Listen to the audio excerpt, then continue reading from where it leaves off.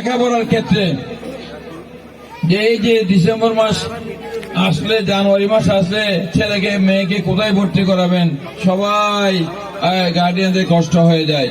যাতে বিনামূল্যে ভালো শিক্ষা পায়, ভালো স্কুলে যাতে ভর্তি হতে পারে, শিক্ষা যাতে ভোগান্তি না হয়, সেজন্য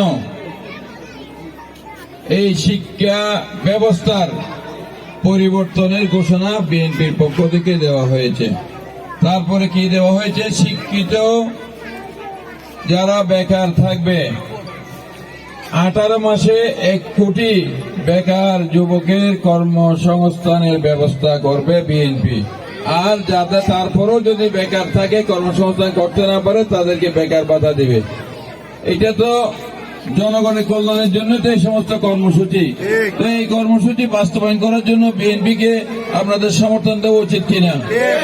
আপনারা দেখেছেন টেলিভিশনের পর্দায় আমাদের নেতা শহীদ রাষ্ট্রপতি জিয়াউর রহমান এবং দেশনেত্রী বেগম খালেদা জিয়ার সুযোগ্য সন্তান দেশ নায়ক জননেতা তারেক রহমান 25শে ডিসেম্বর 17 বছর 3 মাস পরে ঢাকার বুকে নেমেছেন। উনি বক্তব্য রেখেছেন।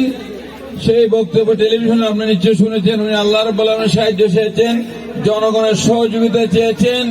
প্রত্যেক নারী, পুরুষ, শিশু, জাতি, ধর্ম, বর্ণ নির্বিশেষে সকল মানুষের জন্য তিনি কি চেয়েছেন?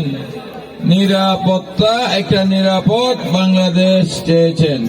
আমরা সবাই নিরাপদ বাংলাদেশ চাই না? আমরা চাই এখানে নারী, পুরুষ, শিশু, জাতি, ধর্ম, বর্ণ নির্বিশেষে প্রত্যেক মানুষ তার আপন মর্যাদা নিয়ে মাথা উঁচু করে বাংলাদেশের নাগরিক হিসেবে বেঁচে থাকুক। কারো কাছে